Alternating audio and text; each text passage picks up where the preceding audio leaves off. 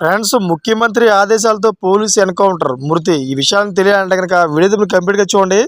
అప్పుడే మీకు complete information ఏంటో అర్థమవుతుంది. అదేవిధంగా చాలామంది వీడియో చూస్తున్నారు కానీ లైక్ అని కామెంట్ చేయట్లేదు. దయచేసి లైక్ అని కామెంట్ చేయండి. లైక్ అని కామెంట్ చేయడం వల్ల ఈ ఇన్ఫర్మేషన్ మనం చాలామందికి తెలియజేసే వాళ్ళు అవుతాం. అదేవిధంగా చాలామంది సబ్స్క్రైబ్ చేసుకోవడం మాత్రం మర్చిపోతున్నారు. దయచేసి సబ్స్క్రైబ్ చేసుకోండి. సబ్స్క్రైబ్ చేసుకోవడం వల్ల నేను చేసే ప్రతి ఒక్క అప్డేట్ మీరు ముందుగానే పొందగలుగుతారు.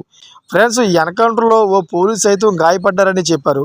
బాలికను కిడ్నాప్ చేసిన వ్యక్తిని పోలీసులు చుట్టుముట్టి లొంగిపోవాలని సూచించారని తెలిపారు. కానీ అతడు పోలీసుల సూచనలను పట్టించుకోలేదు. అంతేకాకుండా పోలీసులపై అతడు దాడికి తెగపడ్డాడని, దీంతో తమ కాల్పులు అతడు మరణించాడని పోలీసులు ఉన్నతాధికారులు వివరించారు.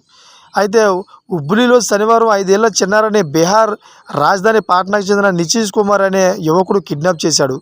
అనంతరం ఆ పాపను షెడ్లోని తీసుకువెళ్లి అత్యాచారానికి యత్నించాడు. ఇంతలో ఆ బాలిక బిగ్గరగా కేకలు వేసింది. దీంతో స్థానికులు వెంటనే స్పందించి షెడ్డు వద్దకు చేరుకున్నారు. ఈ విషయాన్ని గమనించి నితీష్ కుమార్ ఆ బాలికను హత్య చేసి అక్కడి నుంచి పరారయ్యాడు. దీంతో స్థానికులంతా కలిసి భారీగా అశోక్ నగర్ పోలీస్ స్టేషన్ వద్దకు చేరుకున్నారు.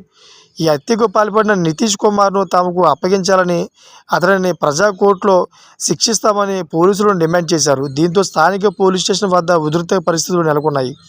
అయితే స్థానిక సీసీ ఫుటేజ్ ఆధారంగా బీహార్ రాజధాని పాట్నాకు చెందిన నితీష్ కుమార్గా పోలీసులు గుర్తించారు. అనంతరం అతడి కోసం పోలీసులు గాలింపు చర్యలు చేపట్టారు.